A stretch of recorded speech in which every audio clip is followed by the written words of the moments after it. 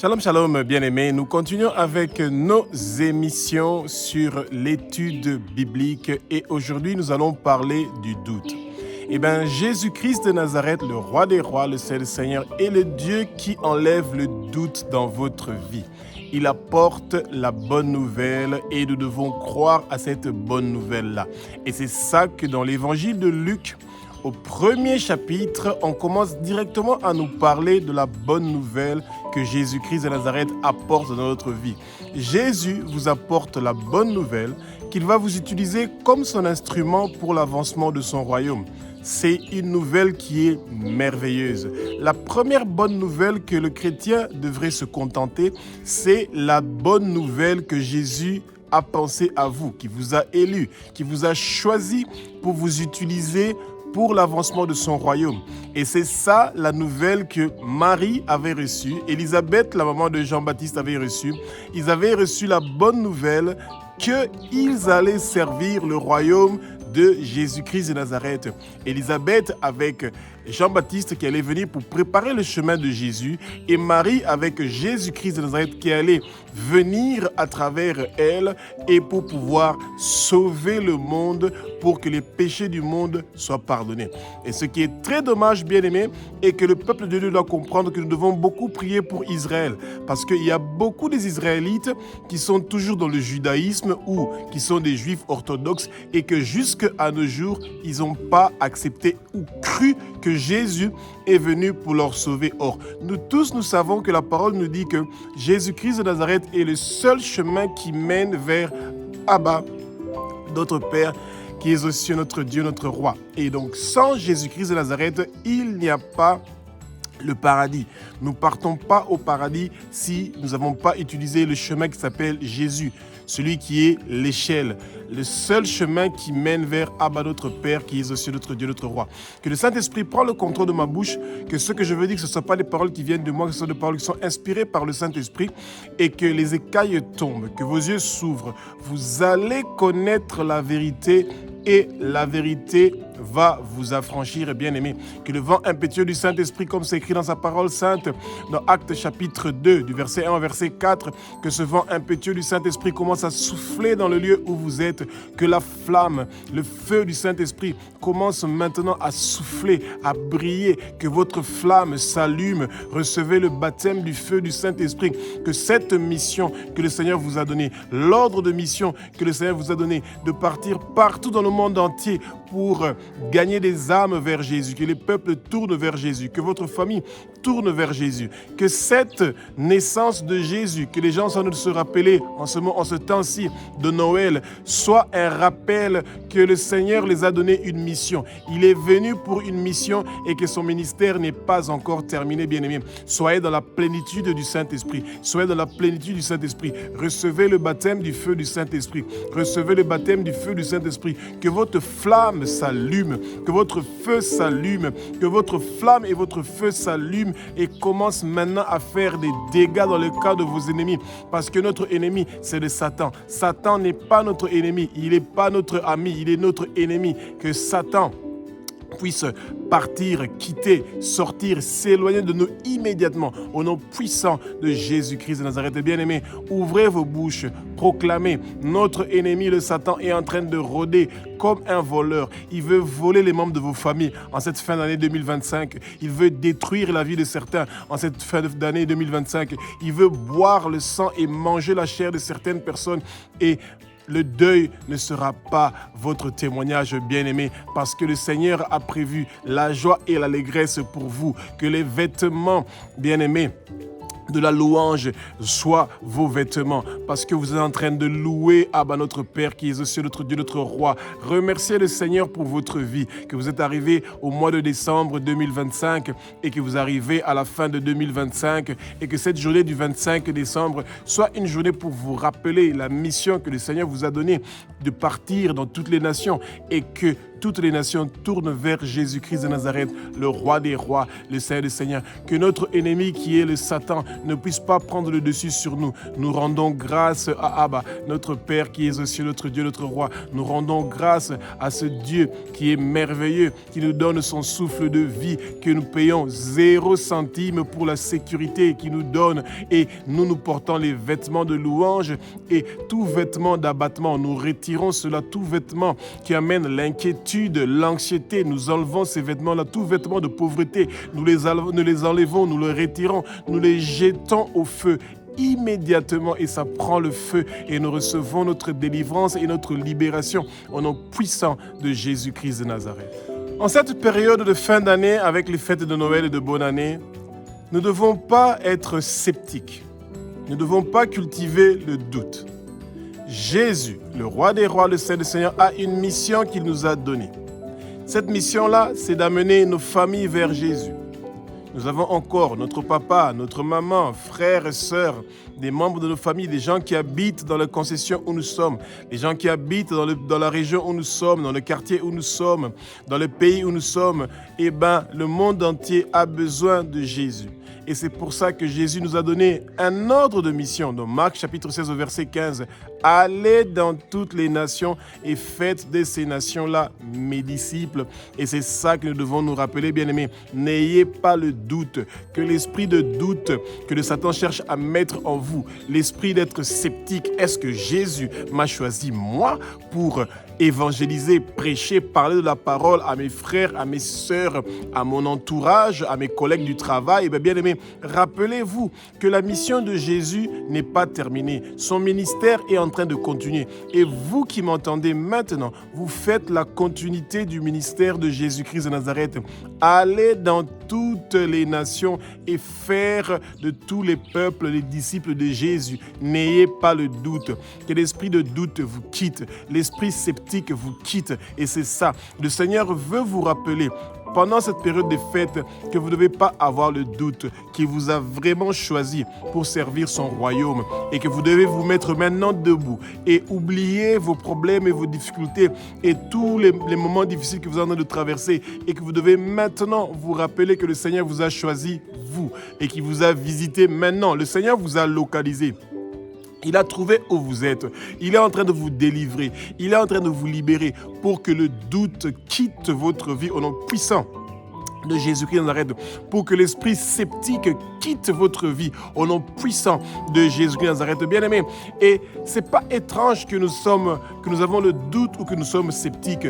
Sarah, la femme d'Abraham, et Abraham lui-même, ils n'avaient pas cru quand les anges étaient venus pour leur annoncer la bonne nouvelle qu'ils vont avoir le fruit de leurs entrailles, un enfant qui va venir. Eh bien, ils avaient douté sur ça. Sarah était même dans la cuisine en train de préparer la nourriture et elle a rigolé et le Seigneur l'a vu. Bien-aimés, ne soyez pas sceptiques. Même quand les gens pensent que c'est impossible que le Seigneur puisse apporter la joie et l'allégresse dans votre vie, eh bien, c'est un mensonge que le Satan cherche à amener pour que vous croyez que vous n'allez pas réussir à vous en sortir et que vous n'allez pas réussir à être utilisé comme un instrument que le Seigneur a prévu pour utiliser pour l'avancement du royaume de Jésus-Christ de Nazareth. Bien-aimés, Jésus-Christ de Nazareth a une bonne nouvelle pour vous.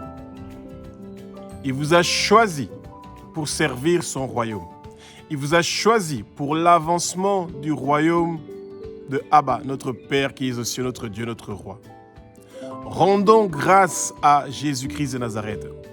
Quand vous rendez grâce à Jésus, c'est là que quelque chose s'ouvre dans votre vie. Bien-aimés, Jonas était dans le ventre du poisson. Il a fait toutes les prières qu'il avait besoin de faire parce qu'il était dans les ténèbres, il était dans l'obscurité, il ne voyait plus rien. Mais quand il a rendu grâce à Dieu, il lui a remercié pour sa vie et qu'il a promis au Seigneur qu'il va réaliser la mission pour laquelle le Seigneur l'avait envoyé. Automatiquement, le poisson a vomi Jonas. Le Seigneur a ordonné au poisson de vomir Jonas. Si votre vie aujourd'hui est bloquée, que vous avez des difficultés, eh bien c'est parce que vous vous lamentez et vous murmurez au lieu de remercier le Seigneur et pas avec de l'argent. Non, le Seigneur veut entendre de votre bouche que vous le remerciez pour la grâce qu'il vous a fait en ce moment-ci d'être vivant et que vous lui donnez votre bouche pour que le Saint-Esprit utilise votre bouche pour pouvoir parler du nom du Père, pour pouvoir glorifier le Père, le louer, l'adorer, le rendre grâce. C'est ça, l'action de grâce, cette action-là, de parler de la bonté, de la grandeur, de remercier le Seigneur pour ce qu'il est, pour ce qu'il fait. Nous devons rendre grâce au Seigneur pour que les choses s'ouvrent dans notre vie, que les plans de nos ennemis soient détruits. Bien-aimés, en cette fin d'année, il y a des gens qui veulent boire votre sang ou manger votre chair, mais parce que le Seigneur est avec vous et que votre mission n'est pas terminée et que le Seigneur commence votre mission, eh bien, vous n'allez pas mourir, vous allez vivre et déclarer les œuvres de l'Éternel des armées. Et le Seigneur est avec vous, comme il vous a donné cette mission-là dans Marc chapitre 16 au verset 15. Partez dans toutes les nations et faites de toutes les créatures, ça veut dire même les plantes, tous ceux qui respirent, vous devez leur parler de l'évangile de Jésus-Christ de Nazareth. Bien-aimé, que l'esprit de Zacharie vous quitte maintenant. L'esprit de Zacharie, c'est l'esprit du doute. Zacharie avait douté sur la bonne nouvelle que l'ange était venu lui dire. Pourtant, il avait beaucoup prié pour avoir la maternité, mais il a douté quand on est venu lui annoncer la bonne nouvelle. Bien-aimé, vous avez beaucoup prié pour beaucoup de choses que vous avez demandées au Seigneur. Et parce que vous n'avez pas encore reçu ces choses-là, vous êtes en train de douter. Et pourtant, le Seigneur veut que vous le remerciez pour les choses que vous n'avez pas encore vues. Quand vous avez demandé d'avoir la bonne santé, quand vous avez demandé pour que vos enfants puissent avoir des bonnes études, puissent finir leurs études, puissent avoir un travail stable, que vous puissiez avoir la stabilité financière, que vos enfants puissent avoir une bonne éducation, que vous puissiez avoir un logement quelque part où vous avez la tranquillité, un chez vous. Eh bien, bien-aimés, remerciez déjà le Seigneur. Dites, merci Jésus pour ma santé. Merci Jésus pour ma guérison. Merci Jésus pour mes enfants. Merci Jésus pour la stabilité. Nous te rendons grâce pour la stabilité. Nous te rendons grâce pour ta bonté. Nous te rendons grâce pour la santé que tu nous as donnée. Même quand vous vous sentez faible, n'ayez pas le doute. Saisissez déjà votre guérison. La foi que vous avez, que vous êtes déjà guéri de la maladie qui vous dérange, la foi que vous avez déjà une solution pour les problèmes de finances qui vous dérangent, la foi que vous avez déjà une solution des problèmes qu'il y a dans votre mariage, le divorce, la violence conjugale, tous les problèmes qu'il y a avec vos enfants. Ayez la foi que le Seigneur a déjà résolu votre problème et remerciez déjà le Seigneur pour ce qu'il vous a déjà donné, même si vous n'avez pas encore vu ça. Que le doute vous quitte, que l'esprit du scepticisme, toute chose qui est sceptique en vous, vous quitte, vous lâche. Que les vêtements du doute, que les vêtements du sceptisme vous quittent maintenant au nom puissant de Jésus et portez les vêtements de la louange parce que le Seigneur veut que vous le louez, que vous le rendez grâce pour ce que vous n'avez pas encore vu. Recevez déjà ce que vous avez déjà demandé, même si vous ne l'avez pas encore reçu dans votre main, même si vous n'êtes pas encore en train de vivre ça, mais commencez déjà à remercier le Seigneur. Remerciez le Seigneur. Remercier le Seigneur. Jonas a commencé à remercier le Seigneur. Malgré toute la prière qu'il avait fait avant, le poisson ne l'avait pas encore vomi. Mais quand il a commencé à remercier le Seigneur, à rendre grâce au Seigneur, et c'est là que le poisson a vomi Jonas. Et c'est ça, vos ennemis sont en train de vous vomir. Le Satan est réduit au silence. Tout ce qu'il est parti dire devant le Père pour vous culpabiliser devant son trône, c'est effacé par le sang précieux de Jésus. Tous les réclamations que vos ennemis sont en train de faire contre vous sont effacées et n'ayez pas le doute, ne soyez pas sceptiques au nom puissant de Jésus-Christ de Nazareth. Bien-aimés, dans l'évangile de Luc, au chapitre 1 du verset 1 jusqu'au verset 7, du verset 5 jusqu'au verset 7, on est en train de parler de Zacharie. Et Zacharie, c'est le père de Jean le Baptiste, celui qui est venu pour préparer le chemin pour Jésus-Christ de Nazareth. Et il faisait le service dans le temple.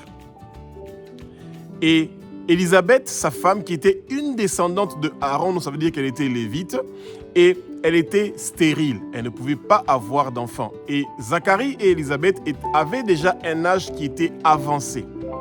Et c'est pour ça que quand l'ange est venu annoncer à Zacharie que le Seigneur a entendu sa prière. Bien-aimé, il y a quelqu'un qui m'écoute maintenant, que le Seigneur a entendu ta prière.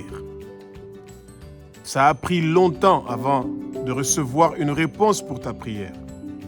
Mais le Seigneur t'a entendu. Et c'est pour ça que le doute doit te quitter. Tu ne dois pas être sceptique.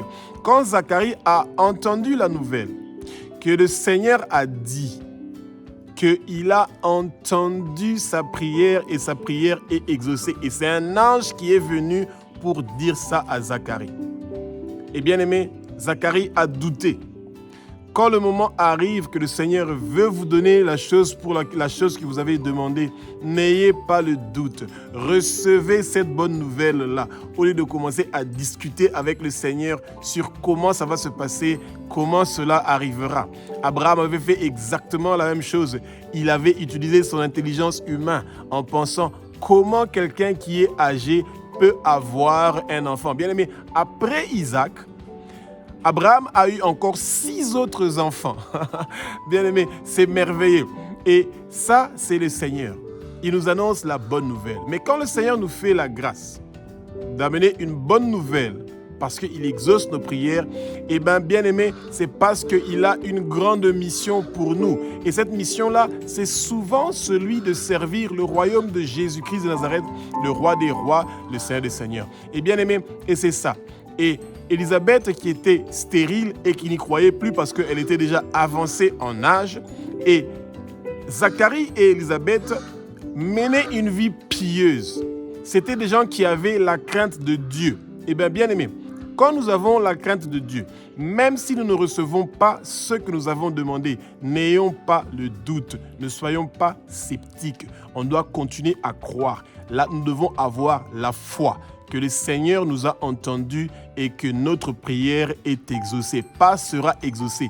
Non, que notre prière est exaucée. Ça veut dire que vous ne devez pas avoir le doute que le Seigneur ne va pas exaucer votre prière. Vous devez déjà rendre grâce au Seigneur pour ce que vous avez demandé. Et le Satan veut vous faire croire à l'intelligence humaine. Dieu n'a pas une façon de réfléchir de nous les êtres humains. Non, même si nous sommes créés à leur ressemblance et à leur image, eh bien, ce que nous pensons qui est impossible pour Dieu, c'est possible. Et nous ne devons pas perdre l'espoir. Nous devons continuer à avoir la confiance que le Seigneur a un plan merveilleux pour nous. Et que la mission que le Seigneur a pour nous, pour travailler pour son royaume, vient juste de commencer. Luc chapitre 1 du verset 8 au verset 13 nous parle que Dieu a choisi Zacharie. Bien aimé, Dieu choisit Zacharie pour que Zacharie puisse avoir une descendance qui va préparer le chemin pour le Christ. Et vous qui m'entendez maintenant, n'ayez pas le doute, ne soyez pas sceptiques parce que le Seigneur vous a choisi pour préparer les noces de Jésus-Christ de Nazareth, l'époux avec son Église, qui est l'épouse bien-aimée. Les noces, le retour de Jésus est imminent. C'est pour très bientôt. Et c'est pour ça que Dieu vous a choisi, vous, pour préparer le chemin qui doit être préparé pour les noces. Eh bien, bien-aimé, c'est ça. Le peuple de Dieu doit comprendre que les noces de l'époux, Jésus-Christ de Nazareth et son Église, corps du Christ qui est l'épouse, eh ben, c'est nous que le Seigneur a choisi pour préparer les noces. Et le Saint-Esprit nous accompagne dans ce processus-là, bien-aimé. Et c'est ça, l'ange est venu pour parler à Zacharie quand il était dans le temple. Et Zacharie était en train de faire quoi? Il était en train de brûler des parfums. Le parfum, c'est nos prières. Et c'est pour ça que nous devons avoir une vie de prière qui est solide. Et c'est ça que le Seigneur veut. Il veut recevoir nos parfums de bonne odeur. Et les parfums de bonne odeur, ce sont nos prières. C'est les prières que nous faisons. Et les prières ne doivent pas être seulement des choses qui parlent de nos propres intérêts à nous, ceux dont nous avons besoin. Non, nous devons plus parler des choses qui concernent le royaume du Seigneur, notamment la préparation des noces. Et la préparation des noces, c'est de partir partout dans le monde entier pour que le peuple du monde entier puisse se tourner vers Jésus. Et c'est ça la mission qu'il nous a donnée. Nous devons continuer avec le ministère de Jésus. Et l'ange a annoncé à Zacharie que sa femme va lui donner un fils et que ce fils-là va s'appeler Jean. Eh bien, c'est merveilleux comment le Seigneur nous donne des informations avec des détails. Et bien aimé, et quand il y a des anges qui nous visitent pour venir donner des messages, nous devons toujours demander au Seigneur une confirmation. Pourquoi? Parce que le Satan est le singeur de Dieu. Il copie Dieu. Il a aussi des anges qui peuvent venir. Mais quand ces anges-là viennent pour vous visiter, vous devez toujours demander un test aux anges. Et le test, c'est le suivant. Vous dites, dis-nous qui est ton maître. Et s'il ne dit pas que mon maître est Jésus-Christ de Nazareth, celui qui est né d'une vierge, celui qui est né d'un miracle, ce Jésus-là est le Fils de Dieu, ce Jésus est Dieu, ce Jésus a versé son sang sur la croix de Golgotha pour que tes péchés soient pardonnés, pour que tu sois sauvé, pour que le monde soit sauvé. Tout ange qui ne peut pas déclarer cette déclaration-là, de confirmer que Jésus est né d'un miracle d'une femme qui s'appelle Marie et qu'il est le Fils de Dieu et qu'il est Dieu et qu'il a versé son sang sur la croix de Golgotha, c'est un ange qui sert le Satan. Parce que si c'est un ange qui sert Dieu, il va vous donner une confirmation que réellement son chef c'est Jésus. Parce que bien aimé, les anges ne sont pas autorisés de quitter le ciel et de venir sur terre sans passer par l'échelle. Rappelez-vous que Jacob avait dit, il a vu des anges quand il avait posé sa tête sur la pierre en train de monter sur une échelle, d'aller au ciel et de descendre sur terre. Bien aimé, il y a un seul chemin qu'on utilise pour quitter la terre et aller au ciel ou quitter le ciel pour venir sur terre. Et ce chemin-là, c'est l'échelle, c'est Jésus. Et vous n'avez pas le droit de quitter la terre et de partir au ciel sans passer par Jésus. Et vous n'avez pas le droit de quitter le ciel et venir sur terre sans passer par Jésus. Luc chapitre 1 du verset 14 au verset 15, Jésus veut que nous soyons dans la joie. Il veut que nous soyons dans l'allégresse. Et c'est totalement l'opposé de ce que le Satan veut. Le Satan veut que nous soyons dans l'inquiétude, dans l'anxiété. Et c'est pour ça que l'inquiétude et l'anxiété amènent le doute. Et nous sommes sceptiques. Et c'est pour ça que l'esprit de doute nous quitte et tout esprit sceptique nous quitte.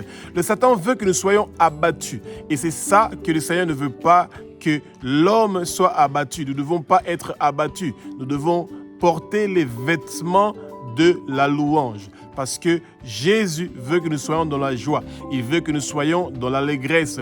Et Dieu a des plans merveilleux pour nous, comme il a dit avec Jérémie. Et il a des plans pour nous de bonheur et non des plans de malheur. Et nous devons avoir la foi que ce que nous avons demandé et que nous devons déjà remercier le Seigneur parce qu'il nous a déjà donné ce que nous avons demandé. Et même si nous n'avons pas encore saisi ça dans notre main, nous devons déjà remercier le Seigneur. C'est en remerciant le Seigneur que nous recevons ce que nous avons demandé. Et c'est ça. Mais quand nous sommes dans le doute et nous sommes sceptiques et nous utilisons notre intelligence intellectuelle, notre intelligence humaine, c'est là où maintenant le Satan va s'occuper de nous. Il va amener la peur. Pourtant, Dieu ne nous a pas créés avec un esprit de peur. Il nous a créés avec un esprit qui apporte le repos et la paix. C'est ça. Le Seigneur veut que vous ayez la paix. Le Seigneur veut que vous ayez le repos et que vous ayez la foi. Que ce que vous avez demandé, que vous allez le recevoir. Et le Seigneur ne veut pas que vous vous réjouissiez seulement du fait que vous avez reçu ce que vous avez demandé, que ce soit une guérison, que ce soit des problèmes de finances ou quelles que soient les difficultés ou la requête que vous avez fait. Non, le Seigneur veut que vous vous réjouissiez parce que votre nom est inscrit dans le livre de vie de l'agneau, comme il est dit dans Luc chapitre 10 au verset 17, quand il avait envoyé les disciples pour partir prêcher la bonne nouvelle. Ils sont rentrés, ils étaient contents que même les démons les étaient soumis, mais il les a dit, j'ai vu comment le Satan était en train de tomber par terre comme un éclair, mais réjouissez-vous.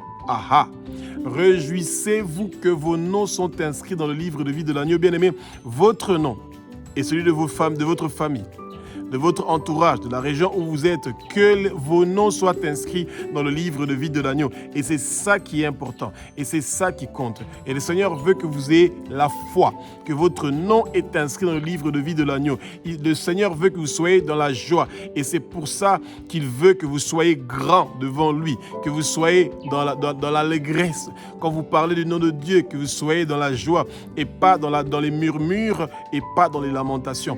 Dieu a horreur des lamentations. Dieu a horreur des murmures. Et c'est pour ça que quand vous voulez voir la grâce, la bénédiction du Seigneur, remerciez-le déjà pour ce que vous avez demandé. Remerciez-le déjà en tout temps. Même si vous n'avez pas vu ce que vous avez demandé, remerciez déjà le Seigneur pour le bébé que vous avez demandé.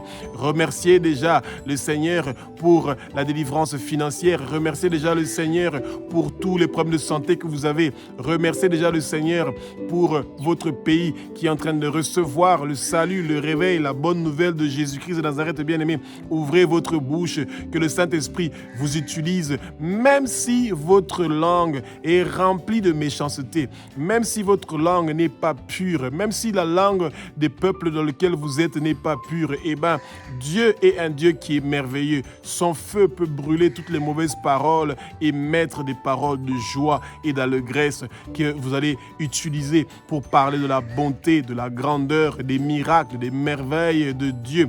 Eh bien, bien-aimé, Jésus n'a pas changé. Il est le même hier, aujourd'hui et éternellement. Il fait les mêmes choses. Jésus est le miracle. Jésus est la guérison. Jésus est le guérisseur. Jésus est le délivreur. Jésus est le libérateur. Et ça, le Satan ne peut pas supporter de l'entendre. Eh bien, tous vos ennemis sont réduits au silence. Ceux qui sont contre votre joie et votre allégresse sont réduits au silence au nom puissant de Jésus-Christ de Nazareth. Que le doute vous quitte, que le sceptisme vous quitte et que vous recevez maintenant les vêtements de louange.